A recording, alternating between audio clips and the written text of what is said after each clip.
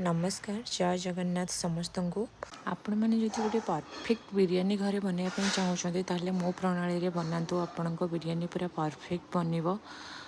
Chicken biryani बनवाई fast मु गरम तेल रे पियाज को काटिकी बारिस्ता बनई देइछि। बारिस्ता बनैकी से तेल रे मु काटिकी आलू बिरियानी रे तो आलू न पड़ले भल लगे ना से आलू काटिकी मु फास्ट भाजिकी बारिस्ता और आलू को साइड करके रखी देइछि। तापर ग्राइंडिंग जार रे मु पियाज रसुण और अदा को ग्राइंडिंग करके रखी दे सारा पर आम चिकेन को मैरिनेट करवा। मैरिनेट पाई जहाँ सब गुंड मसला और दही सोरिष तेल आ पुदीना पत्र सबू मिक्स करके मु साइड कर देछि। आधा घंटा छाड़ी देछि। से भितर मु बिरियानी चाउल को बनई देछि। भात बनई देछि। देखो 70% कुक करेंगे पूरा खिला खिला रहिबो चाउल आ तो गोटे खोला पात्र रे बाहर करदेवे।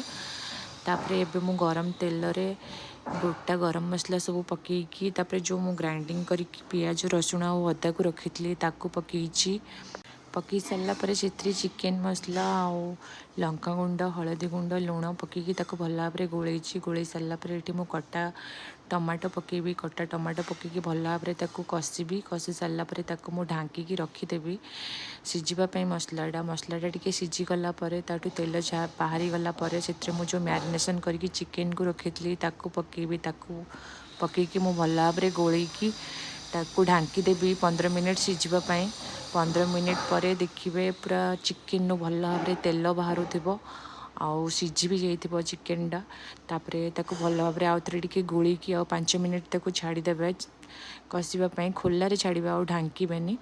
तापर चिकेन हो गला चिकेन गैस फ्लेम को बंद करदे। तापर आम बिरियानी लेयर बनैबा। बिरियानी लेयर बनवाई मुझे गोटे पात्र रे तले टिके घी लगे तापर मु बिरियानी भात को पकईकी गरम मसला और बिरियानी मसला लुण को स्प्रेड करके चिकेन पकईकी पुणी थे भात को पकईकी पुणी थे जहाँ भी मसला था सब पकईकी चिकेन पकईकी भात आउ थे पकईकी लास्ट लेयर पाई मु बारिस्ता जो बनई पियाज ताकू पकईची पुदीना पत्र पकईची और जो मु आलू को भाजिकी रखी भी से साइड रे रखी सारा पर कलर टिके केवड़ा वाटर और जो रोज वाटर थी आप देवे बिरियानी एसेंस भी चाहिए आप पकई पारे।